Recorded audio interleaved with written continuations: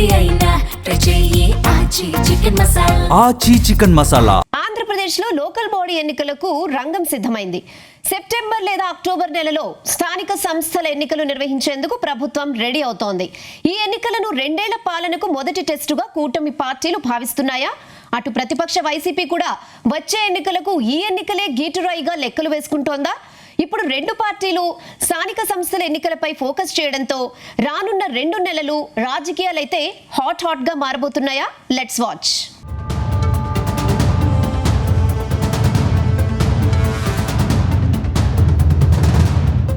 ఆంధ్రప్రదేశ్లో మరో భారీ ఎన్నికల సమరానికి తెరలేస్తోంది.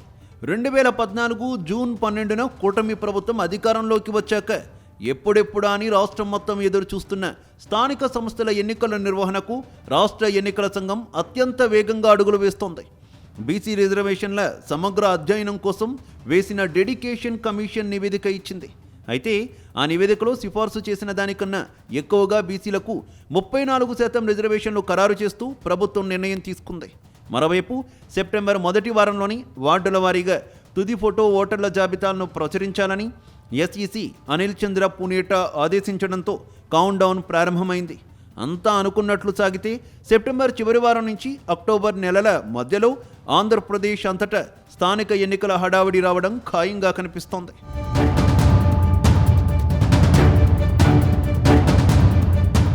అయితే ఈసారి ఎన్నికల నిర్వహణలో అత్యంత కీలకంశంగా ఓటర్ల జాబితా ఎంపిక కనిపిస్తోంది. ఓటర్ల జాబితా సవరణ సుదీర్ఘ ప్రక్రియ వల్ల ఎన్నికల నిర్వహణ ఆలస్యం కాకుండా ఉండేందుకు 2025 నాటి స్పెషల్ సమరీ రివిజన్ ప్రాతిపదికన ఎన్నికలకు వెళ్లాలని ఎస్ఈసి వ్యూహాత్మకంగా నిర్ణయించింది.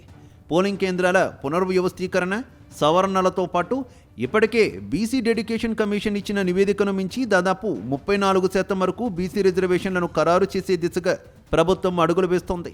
ఈ సాంకేతిక పరిపాలనా ముందడుగులు పరిశీలిస్తే ఎన్నికలను మళ్లీ వాయిదా వేసే ఉద్దేశంతో ప్రభుత్వం లేదని స్పష్టమవుతోంది.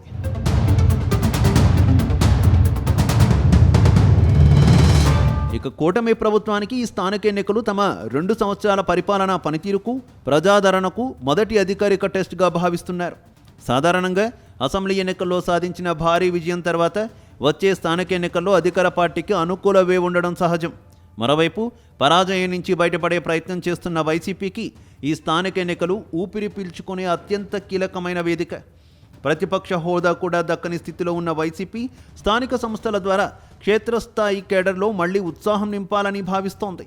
గత ప్రభుత్వంలో క్షేత్రస్థాయిలో ఉన్న స్థానిక ప్రజాప్రతినిధుల బలంతో పాటు వైసీపీ శ్రేణులు కనీసం వార్డు, పంచాయతీ స్థాయిలో పట్టు నిలుపుకోగలిగితే పార్టీకి కొత్త పునాది లభిస్తుందని భావిస్తున్నారు. అందువల్లే ప్రభుత్వం ఎంత వేగంగా ఎన్నికలకు వెళ్లినా వైసీపీ కూడా వెనకడుగు వేయకుండా పోరుకు సిద్ధమవుతోందని అంటున్నారు.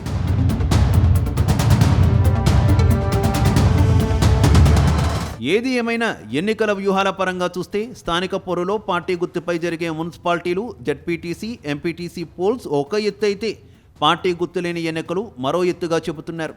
అంటే పంచాయతీ ఎన్నికల్లో గ్రామాల్లో ఉండే పాత కక్షలు, వర్గపోరు కీలక పాత్ర పోషిస్తాయి.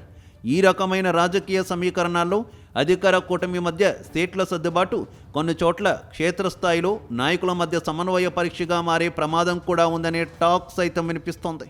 అయితే ఈ అంశాన్ని వైసీపీ తమకు అనుకూలంగా మలుచుకునే ప్రయత్నం చేసే అవకాశం లేకపోలేదు. సెప్టెంబర్, అక్టోబర్ నెలలు ఆంధ్రప్రదేశ్ రాజకీయాల్లో పూర్తి రాజకీయ వేడిని నింపబోతున్నాయి. పొలిటికల్ అట్మాస్ఫియర్ అంతా గ్రామ సర్పంచ్ నుంచి మున్సిపల్ చైర్మన్ల దాకా హడావిడితో మారబోతోంది.